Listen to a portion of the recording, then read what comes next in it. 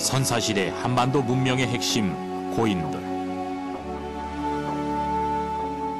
그것은 당대 최고의 기술자들이 참여했던 대토목공사였다.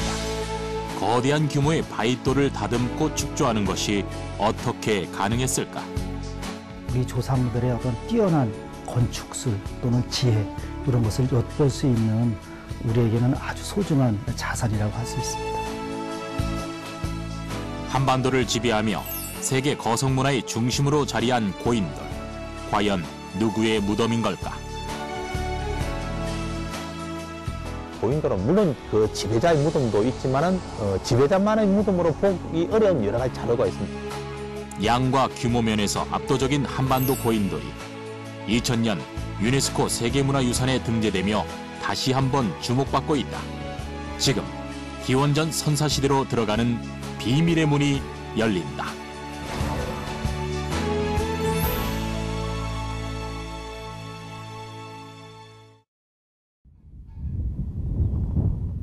전남 화순군 고인돌 유적지.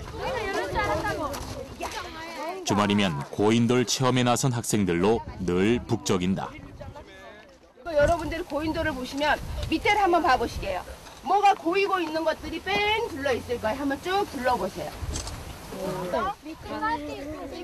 실제로 보는 고인돌의 내부가 신기해 보이는 아이들. 고인돌은 무덤방을 만들고 거대한 덮개 돌로 덮은 선사시대 무덤이다. 비교적 최근인 1995년부터 발굴되기 시작한 화순의 고인돌은 그 숫자만도 수만 기다. 효산리와 대신리를 잇는 양쪽 계곡의 10km에 걸쳐 무려 600여 기에 가까운 고인돌이 분포하고 울창한 숲속에 묻혀있던 터라 보존 상태도 양호하다. 어디서나 쉽게 볼 것만 같은 뭉퉁한 바위 덩어리가 과연 고인돌일까 싶지만 아래 부분에 받침돌이 있고 무덤방이 발견되는 전형적인 고인돌이다. 전혀 생각지도 않는 지역에서 이렇게 규모가 크고 집단적으로 나타나는 경우는 처음이기 때문에 제가 그 고인돌을 조사하는 데서 가장 인상 깊고 또 규모도 크고 또 원형이 자연 속에 그대로 보존되어 있기 때문에 화순과 함께 고인돌 왕국으로 불리는 곳이 고창이다. 특히 고창은 고창읍의 중림리 매산마을을 중심으로 산기슭을 따라 447기의 고인돌이 2km 가까이 끝도 없이 이어진다. 무엇보다 고창 고인돌은 덮개돌이 입체화되거나 거석화되는 경향을 보인다는 점에서 특징적이다. 덮개돌의 무게가 보통은 10톤이지만 이곳은 50톤에서 100톤이 넘는 경우가 많다. 그 종류나 밀집도, 규모 면에서 세계적으로 보기 드문 일이다. 세계유산에 지정된 것과 거기서 볼 수 있다시피 세계적으로 인정을 받았고 또 다양한 그 형태나 크기 이런 것은 우리 조상들의 어떤 뛰어난 건축술 또는 지혜, 이런 것을 엿볼 수 있는 우리에게는 아주 소중한 자산이라고 할 수 있습니다. 거성문화의 화려한 꽃을 피웠던 선사시대의 한반도. 하지만 기록으로 남지 않아 누가 어떤 목적으로 만들었는지 구체적으로 알 수가 없다. 한반도에 산지한 이 거석들은 어떤 의미일까? 그리고 그 원형을 유지한 채 수천 년 동안 보존될 수 있었던 이유는 무엇일까? 고대 문헌에 보이는 고인돌에 대한 기록은 후한서가 가장 오래된 것이다. 쉥쉥 소리가 들리는 덮개돌의 커다란 크기에 대해 기록해 놓은 바가 있고 우리나라에서는 이규보의 동국이상국집에 처음 보인다. 지석이란 것을 구경하였다. 과연 신기한 기술로서 이상하다라고 기록하였다. 고인돌은 말 그대로 돌을 고였다라고 하여 붙여진 이름으로 고인돌 또는 지석묘라 불렀다. 기원전 1000년 이전부터 기원전 2000년 무렵까지 1000년 동안 축조되었던 것으로 보인다.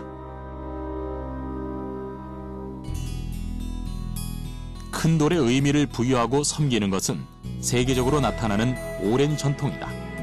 특히 서유럽에 널리 퍼져 있는 선돌 문화는 고인돌과 함께 거석 문화를 대표하는 기념물이다. 3,000여 개의 선돌이 열을 지어 분포하고 있는 프랑스 카르낙이나 영국 스톤헨지의 거대한 석인상이 대표적으로, 돌을 세워 숭배하는 선돌은 무덤이 아닌 제단의 기능을 갖춘 곳이었다. 우리나라는 어떨까?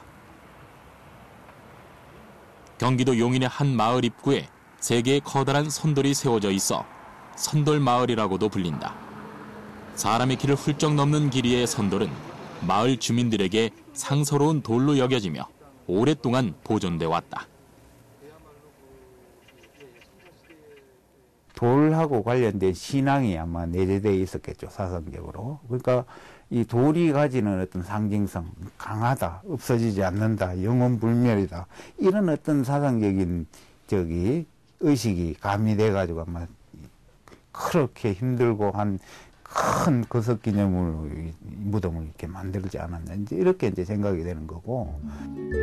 우리나라에는 용인, 고창, 부안 등지에 선돌이 분포하는데 대체적으로 선돌 주변에는 고인돌이 위치하고 있다.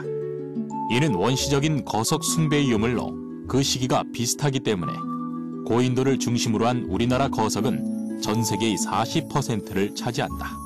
영토는 뭐 지구상을 봤을 때 아주 좁은데 고인돌 숫자는, 작은 영토에 비해서 고인돌 숫자는 세계 고인돌의 한 3분의 2 이상이 우리 한반도에 있습니다. 그리고 그 숫자뿐만 아니라 뭐 4만여 개가 넘는다고 하는데, 그 숫자뿐만 아니라 무슨 탁자식이나 개석식이나 바둑판식이나 또는 위석식 등 아주 다양한 형태의 고인돌들이 산재해 있고, 그런 측면에서 이것은 우리 조상들이 참 대단했고. 고인돌은 뚜껑, 즉 덮개돌을 덮는 과정에서 다양한 방식이 이용되었다. 4개의 판돌로 미음자나 디귿자로 무덤방을 지상에 축조하고 그 위에 거대하고 평평한 덮개돌을 올리거나, 자연석으로 쌓은 석실을 지하에 만들고 주위에 여러 개의 받침돌을 놓은 후 그 위에 커다란 덮개돌로 덮은 마치 바둑판 모양을 하는 경우가 있다. 그리고 가장 보편적인 형식으로 땅속에 석실을 만들고 무덤방 위에 바로 뚜껑을 덮는 경우가 있고,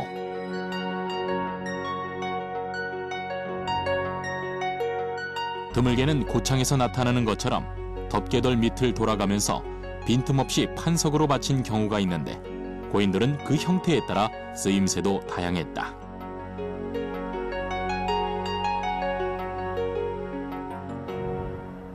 전북 고창의 암치리 마을.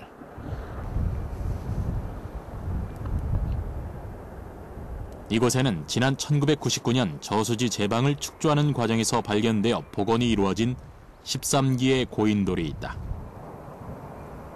그중 덮개돌이 가로로 길게 늘어진 거대한 고인돌이 눈에 띄는데, 그 무게로 인해 발굴 과정도 쉽지 않았다. 예, 보시다시피 이 상석의 그 길이가 거의 8m에 달합니다. 그래서 들을 수 있는 방법이 없어가지고 150톤 크레인, 120톤 크레인 2대를 양쪽에 걸어가지고 트레일러에 실어서 이제 옮겼죠. 무게가 85톤입니다. 그래서 당시 까지는 아마 최대의 고인돌 발굴이 됐던 걸로 생각이 됩니다. 예측하지 못했던 덮개돌의 무게만도 85톤. 발굴 당시 묘실은 보이지 않았다. 대신 바닥에 돌들이 깔려 있었고 다수의 석기와 토기가 발견되었다. 유난히 큰 궤석에 묘실은 없고 그냥 돌만 받쳐져 있는 고인돌은 화순과 고창에서 흔히 보이는 형태다. 이는 과연 무덤이었을까? 의문을 자아내는 부분이기도 하다. 묘실은 안 보이고 이제 바닥에 돌만 쫙 깔려 있었는데, 그 안에서 무문토기, 그리고 이제 석부, 그리고 이제 붉은 간톡이라고 하는 홍도, 이 쪼가리들이 나온 바가 있습니다. 그래서 제가 생각할 때에는 여기에 이제 그냥 어떠한 기념물적인 성격이라기보다는 그런 형태에서 그 안에 어떠한 간단한 매장 시설을 하지 않았나, 이렇게 판단을 하고 있습니다. 고인돌에서 발굴된 유물은 당시 사람들의 생활상을 엿보게 한다. 거의 유물이 발견되지 않는 고창의 고인돌이지만 드물게 발견되는 유물 중에서도 붉은 토기는 당시 사람들의 내세관을 엿보게 한다. 일반 토기에다가 산화철을 발라서 광택을 내서 구운 거예요. 그것은 선사시대 때도 내세관이 존재하고 있었다는 얘기입니다. 이승이 있고 저승이 있다는 얘기예요.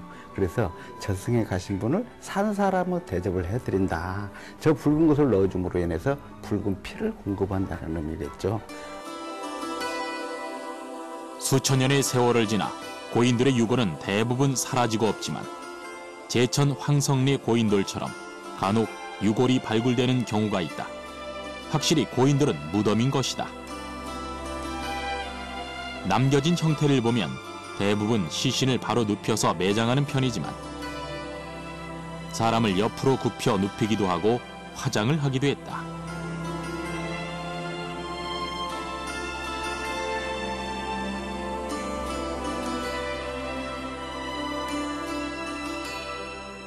고창 고인돌의 특징 중에 하나가 상석의 거석화예요. 규모가 큽니다. 그런데 실질적으로 밑에 있는 무덤방, 즉 석관은 소형으로 아주 적게, 라면 박스만하니 적게 들어있는 경우가 허다합니다. 그것은 쇄골장, 즉 2차장으로 보는 겁니다. 일단 감회장해서 육탈 과정 거친 다음에 뼈만 갖다 묻는 형태로, 때로는 화장을 해서 뼈만 갖다 묻는 형태로 이루어졌다, 이렇게 보시면 될 것 같습니다. 경기도 용인시 상아리 마을. 이른 아침부터 마을 어르신들이 한자리에 모였다. 마을의 연례 행사에 치성을 또 드려야 되지 않겠습니까? 당주분을 모셔야 되는 그런 과정인데 어느 분이 해당이 되는가를 그걸 좀 논의했으면 좋겠네요. 그 길이를 택한 다음에 반상회를 소집해서 진행하는 걸로 하셨으면 좋겠는데. 신중하면서도 걱정 가득한 대화가 오가는 이들은 마을 제사, 즉 지석제를 의논하고 있다. 이게 마을 사람들의 경외감을 갖고 감히 여기를 함부로 논하거나 뭐하거나 하지 않았었어요. 주민들이 참 이 지석적제 진행 것만큼은 철두철미해서 어르신들이 옛날에 모신 걸 우리가 쭉 지켜왔고 지금도 그렇게 하고 있습니다. 세월이 흐르고 개발이 진행되면서 주변 환경이 점점 변해가고는 있지만 상아리 마을 사람들이 오랫동안 신성시했던 장소가 이곳 고인돌이 있던 자리다. 현재 이곳 고인돌은 보존을 위해 복원이 이뤄지고 있는 중이다. 고인돌을 의지해서 제사를 지내는 행사인 지석제. 상하동의 지석제는 임진왜란 이후에 꾸준히 행해진 오래된 마을 신앙으로 매년 음력 10월에 치러지고 있고 올해까지 한 번도 빠짐이 없었다. 마을 이름도 할머니 할아버지의 상지석과 하지석에서 유래했다. 저희 마을 자체가 상하동이라는 유래도 상지석, 하지석 해서 상하동이라는 유래가 있는 겁니다. 그래서 그런 것들을 참고로 해서 상당히 역사적으로 중요한, 그리고 지역 주민들의 이제 화합을 이룰 수 있는 그런 고인돌의 역할을 많이 했던 겁니다. 마을의 오랜 역사와 함께하며 대대로 마을 주민들의 구심점 역할을 했던 것. 그런데 지난 10월 발굴 과정에서 새로운 사실이 드러났다. 제2에 사용된 제기의 파편들이 발견된 것이다. 뜻하지 않게 이 고인돌 상석 아래쪽에서 조선시대 후기부터 시행되어 왔던 마을 제의 관련 제사 흔적, 성황제하고 관련된다고 생각이 됩니다만은 그 제사 요적이 함께 발굴이 돼서 이는 비단 우리나라뿐 아니다. 중국 요령성에는 지금도 생고기를 잡아 고인돌 앞에 놓고 제의를 드리는 경우가 있다. 또한 재질이 바뀌었을 뿐 여전히 고인돌을 만들고 있는 인도네시아 순바섬의 경우에도 고인돌을 제단으로 활용한 것이 오래된 전통이다. 고인돌 자체가 굉장히 신성시되는 그런 거석 구조물이죠. 기념물이고. 그래서 아마 청동기 시대 때 지성묘가 만들어지고 난 다음에 그 이후에 어떤 형태로든 간에 민간 신앙이라든지 이런 형태로 지성묘를 의지해서 여러 가지 형태의 제2신앙 이런 것들이 있었지 않나 그렇게 생각이 됩니다. 민간 신앙이 하나로 자리 잡았던 고인돌. 그 대표적인 경우가 화순의 핑매바위다. 높이 4m, 무게 200톤이 넘는 초대형 덮개돌의 대표적인 거석인 핑매바위는 단독으로 세워져 있을 뿐 아니라 무덤방도 발견되지 않았다.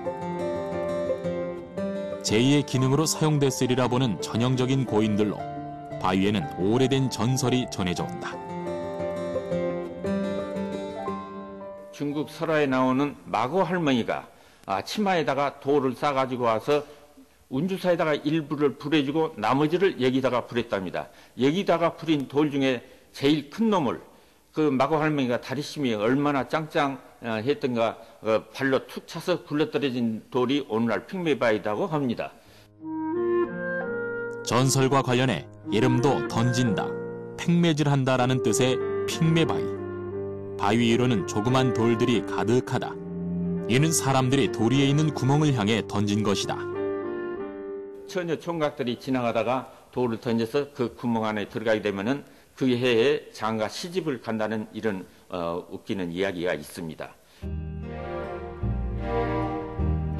이렇게 삼신 할머니이기도 한 마고 할머니와 관련된 전설이나 돌과 관련된 힘센 장수 이야기, 그리고 치성을 드리는 칠성바위 등 고인돌에는 다양한 전설과 설화가 전하며 오랫동안 우리 민족과 함께해왔다. 선사시대 무덤이지만 조선시대를 거치며 제2의 장소이자 다양한 이야기가 깃든 친근하면서도 신성한 기념물로 자리한 고인돌. 이는 고인돌이 사라지지 않고 우리 민족의 삶 가까이하며 오랫동안 유지되어 온 이유이기도 하다. 그런데 힘센 마고 할머니의 힘을 빌릴 만큼 무거웠던 고인돌을 그 옛날 사람들은 어떻게 만들었을까?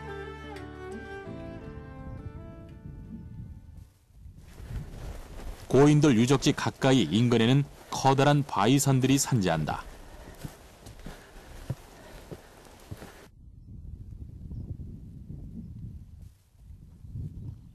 그곳에는 채석을 하다만 돌들이나 인위적으로 돌을 떼어낸 흔적들이 남아있다.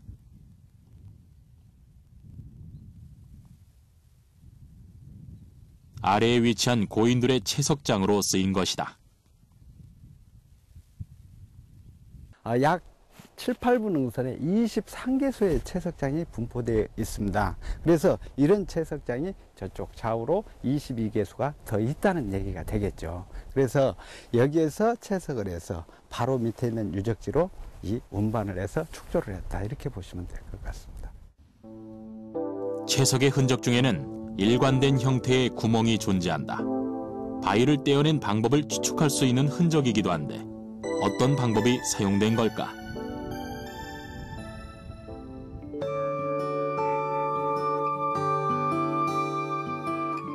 제작진은 목포대학교 박물관의 협조를 얻어 선사시대 방법 그대로 석재 분할 실험을 해보기로 했다. 이를 위해 선사시대 쓰였던 도구들과 주위에서 흔하게 보이는 퇴적암 계통의 돌을 작은 크기로 준비했다. 가장 일반적으로 쐐기를 이용을 해서 바위산과 같이 노두에서 석재를 떼어내는 쐐기 기술이 가장 일반적이었고요. 먼저 돌을 이용해 일정한 크기의 구멍을 만든다. 이때 갈라지기 쉬운 쪽으로 돌의 결을 잘 파악하는 것이 필요하다.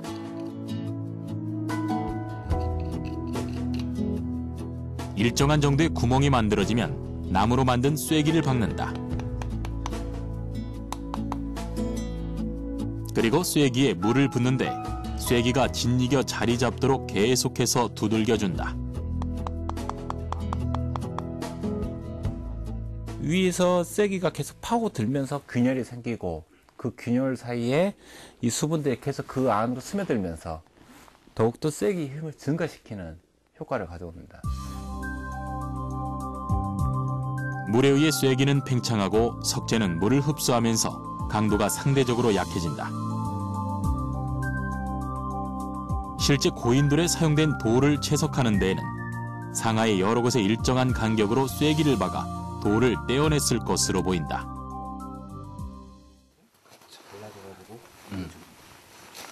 실제 실험에서도 서너 개의 쐐기를 박고 물이 마르면 붓는 과정을 반복해 돌이 갈라지는 것을 알 수 있었다.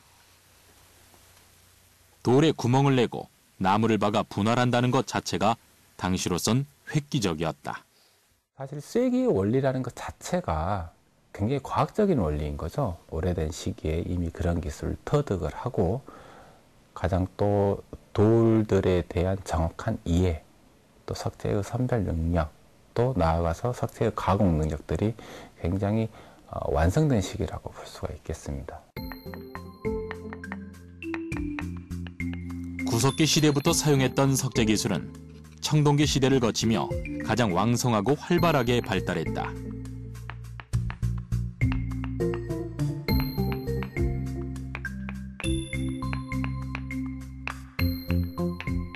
여러 가지 석재 분할 기술이 발달했는데 가장 단순하게는 망칫돌로 지속적으로 돌과 돌의 지점을 두드리면서 석재를 분할하는 방법이 있었다.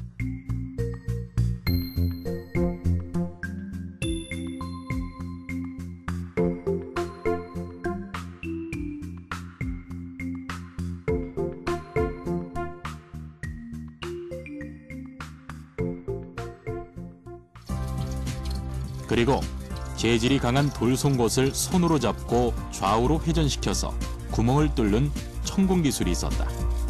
이때 축을 감아 돌리는 회전력을 이용하는 활비비가 사용되었는데 반달 돌칼이나 가락바퀴 등에 나타나고 있다.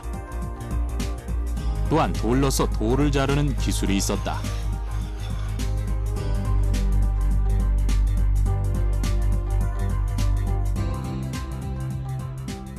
이러한 기술들은 구석기 시대 때도 조금씩 등장하게 되고 신석기 시대 때도 물론 등장했던 기술이지만 청동기 시대 때 가장 활발하게 석재를 다양한 방법으로 가공하는 기술들이 등장하게 됐다고 볼 수가 있습니다. 화순 고인돌 체험장. 커다란 덮개돌 위로 한 아이가 올라가고 줄다리기를 하듯 아이와 부모들이 밧줄을 잡았다. 고인돌을 옛날 방식대로 실제 운반해보기로 한 것으로 덮개돌에는 밧줄이 묶였고 앞으로는 통나무가 레일처럼 놓여 있다.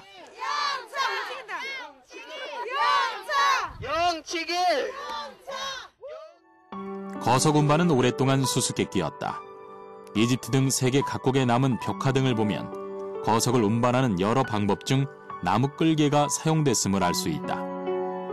조선시대에도 화성을 축조할 때의 구판이라는 나무 끌개가 사용됐다.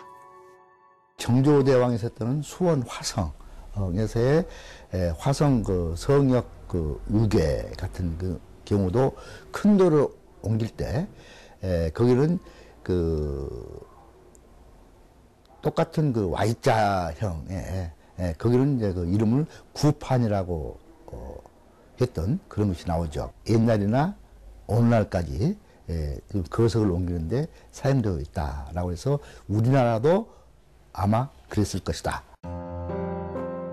땅바닥에 철길처럼 통나무 레일을 깔고 그 위에 Y자형의 통나무를 올린 후 덮개돌을 밧줄로 묶어 운반하는 것이다.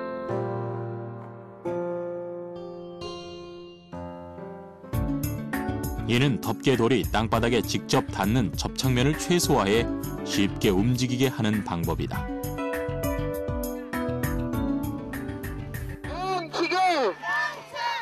돌의 재질에 따라 다르겠지만 한 실험에 의하면 9톤의 돌을 80명의 어른들이 끌었을 때 4시간에 70m를 움직일 수 있었다.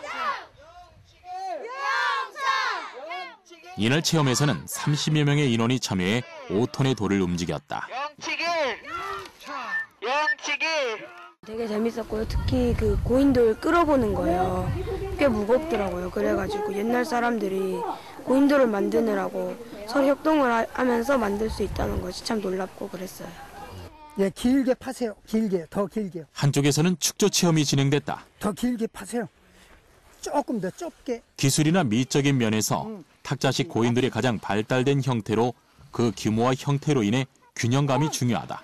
하나, 둘, 셋. 됐습니다. 역시 관건은 받침돌을 세우고 어떻게 그 위로 덮개돌을 올리냐는 것이다.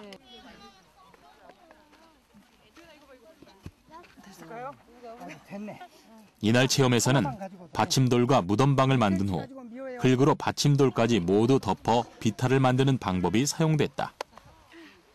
여기도 더 완전히 더 하자. 잎이 묻어야 됩니다. 비탈이 잘 되도록 한 다음에. 선생님 뭐 하시가지고 봐봐. 야, 됐습니다. 그래야 돌을 끌고 올라오지.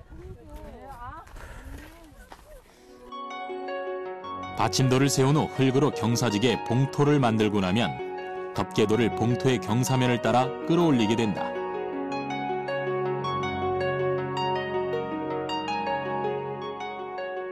이후 쌓은 봉토를 다시 파내고 나면 지금의 고인돌 모양이 된다.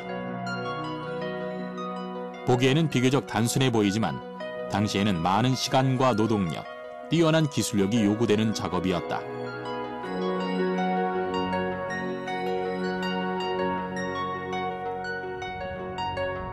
가장 안정된 형태를 이루는 이 거대한 석재 구조물은 당시 급격히 변하고 있던 사회를 반영한 결과물이었다. 청동기 시대는 앞식인 신석기 시대와는 비교할 수 없을 정도로 여러 가지 이제 그 사회적인 변화가 일어납니다.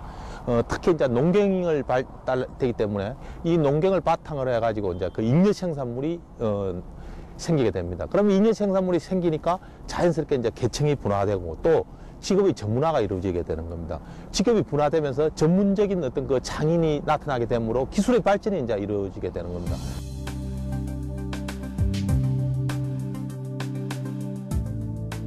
농경사회를 기반으로 계급이 분화됐고 돌을 다룰 수 있는 전문 기술가 집단이 탄생했다. 그들에 의해 가능했던 고인돌 축조는 북방의 유목사회에서는 기대하기 어려운 일로 노동력 동원이 가능한 시족 단위의 마을 공동체에 단합된 힘이 있어야 했다. 그 곳곳에 살았던 그런 그 시족 단위의 집단들이 함께 어울려서 이 고인돌을 축조하게 되는데 그럴 때에 많은 집단들이 모여서 서로 통합하고 또 많은 대화를 통해서 화합하는 그래서 당시의 농경사회에서의 하나의 공동체 의식을 돈독히 하는 데서 지성묘의 축조가 큰 의미가 있다고 볼 수가 있습니다. 농경사회인 중국, 일본, 동남아시아 중에서도 고인돌은 한반도에 집중 분포하고 있다. 현재 북한에는 15,000개의 고인돌이 발견되고 있고 중국 요동반도와 한반도 북부 지역을 중심으로 탁자식 고인돌이 주를 이룬다.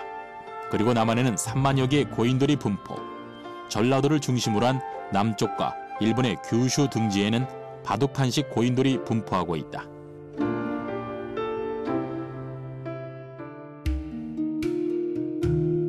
이는 문화적 동질성을 지닌 일정한 세력이 형성되었음을 알려주면서도 남북한 모두에 다양한 형식의 고인돌이 분포하고 있어 서로 간의 문화적 교류가 있었음을 보여주고 있다. 그런데 고인돌은 왜 한반도에 집중적으로 나타나고 있는 걸까? 고인돌이 직접 분포하는 것은 무엇보다도 고인돌을 축조할 때 필요한 그 돌이 많기 때문에 그 돌을 이제 이용했기 때문입니다. 잘 아시다시피 우리가 그 불교 문화에서 우리나라는 석탑이 많기 때문에 일부에서는 그 석탑의 나라라고 이야기할 정도로 고인돌도 고인돌의 나라라고 이야기할 만큼 그런 게 이제 돌이 이제 1차적으로만. 고인돌 알려진 화수는 운주사의 천불천탑으로도 유명한 곳이다. 정교하게 조각된 온화한 부처에서부터 다양한 형식의 탑들까지 약 20여 개의 탑과 100여 개의 불상이 남아있다. 천불천탑이라 불릴 정도로 석조불이 많았고 사찰 뒤 야산에는 지금도 바위와 불상들이 가득하다. 아마 여기가 어떤 시대에 중생대 무렵에 이게 지각 활동이 있어서 화산재라든가 이게 굉장히 많았었던 것 같습니다. 그러면서 이 주위에 많이 있던 게 다 바위이기 때문에 바위가 활용되어져서 아마 청계의 불상호 탑이 존재할 수 있는 이유가 되지 않는가. 중생대 백악기 무렵 한반도에는 격렬한 화산 폭발이 있었다. 오랜 침식과 지각 변동 속에 화산체는 소실되었으나 화산재는 암석화되었고 응해암 같은 퇴적암이 발달하게 되었다. 고인돌에 사용된 돌은 이렇게 퇴적암 계통의 응해암이나 편마암으로 수백 년 세월이 지나 전리가 잘 발달돼 쉽게 떼어낼 수 있다는 특징이 있다. 계곡에 있는 그러한 그 석질들이 그 응해암질입니다. 그래서 이 응해암질은 이 화산암에서 돼서 이 돌결이 잘 발달되어 있습니다. 이제 퇴적암 계통이죠. 그래서 쉽게 떨어져 나옵니다. 연천 고인돌 공원. 연천 지역에서 최근에 발굴 복원된 총 16개의 고인돌이 모아져 전시돼 있다. 전라도와는 또 다르게 재질이 시꺼먼 현무암으로 역시 화산 폭발로 인해 생성된 돌이 사용됐음을 알 수 있다.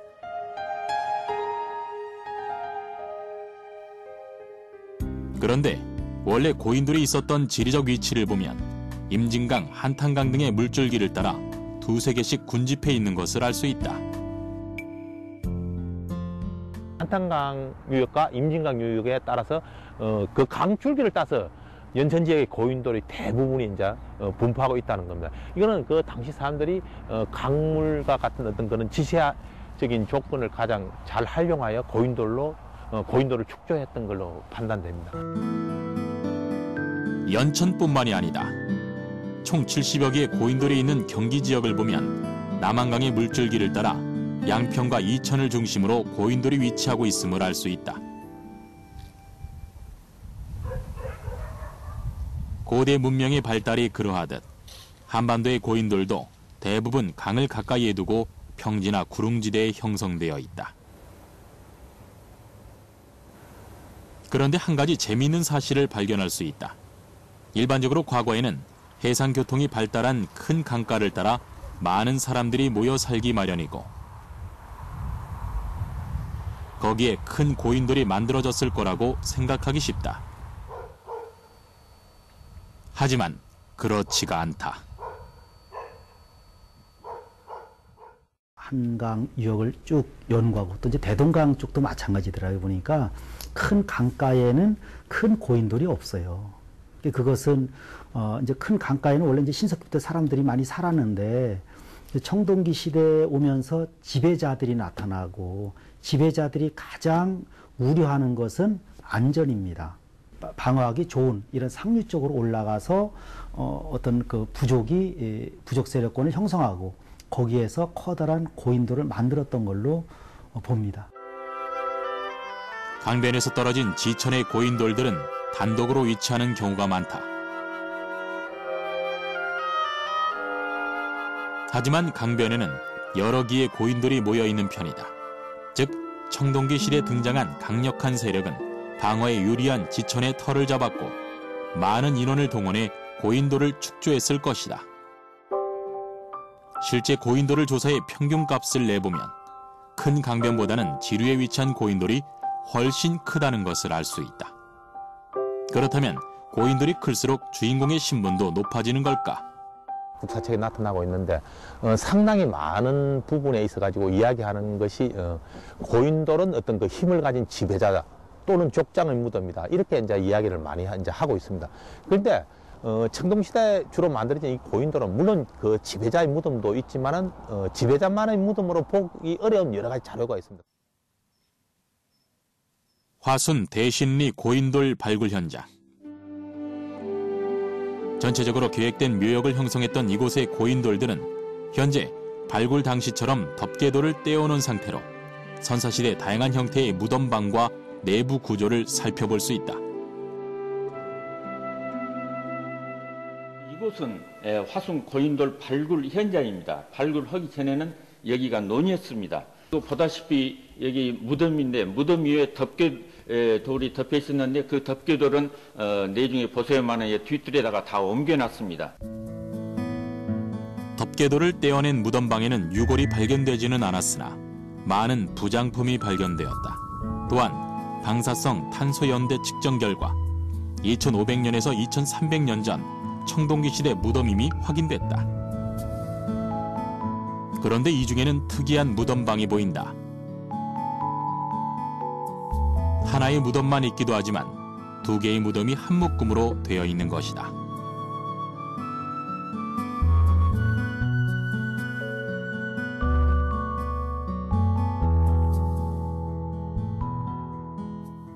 이것을 볼 적에 여기에 묻힌 사람은 필연코 어떤 혈연 관계일 것이다.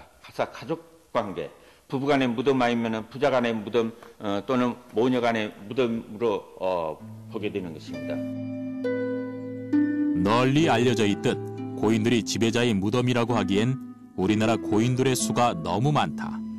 또한 고인돌이 밀집되어 있는가 하면 유물이 나오지 않는 경우도 많다.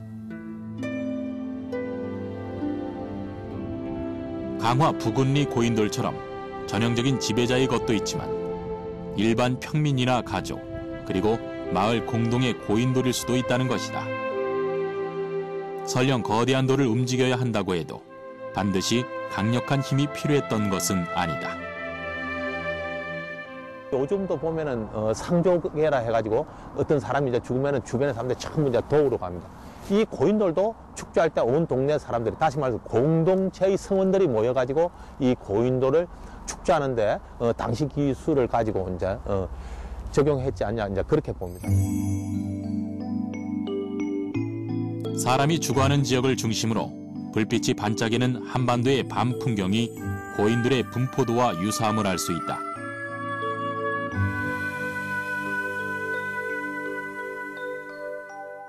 즉 고인돌이 특별한 지배자의 무덤이 아닌 대다수 사람들이 공유한 일반적인 무덤 양식이었고 그 위치와 쓰임새에 따라 다양한 크기와 모양을 띠었던 것이다.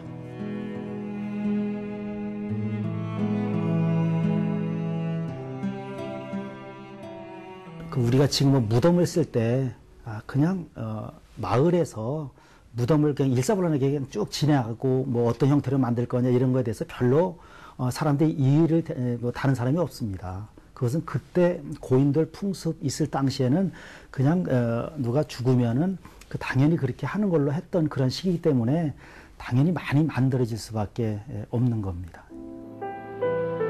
고인돌은 철이 등장하면서 역사의 뒤안길로 사라졌고 수많은 수수께끼를 남겼다. 선사시대 한반도 주인공들은 어떻게 이동하고 발전했는지, 주변 국가는 어떤 차이와 교류를 했는지 여전히 의문이다. 이는 앞으로 세계 거성문화의 흐름 속에 풀어갈 숙제이기도 하다. 고인돌이 지금 그 개발 사업에서 많이 없어지고 또는 묻혀져 가고 있습니다.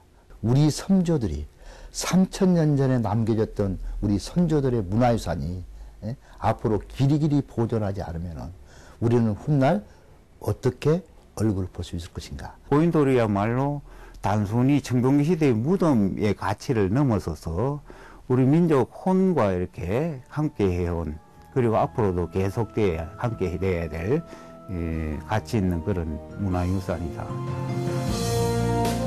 거대한 덮개돌과 함께 잠들었던 고인돌이 다시 깨어나고 있다. 무려 4만여 기.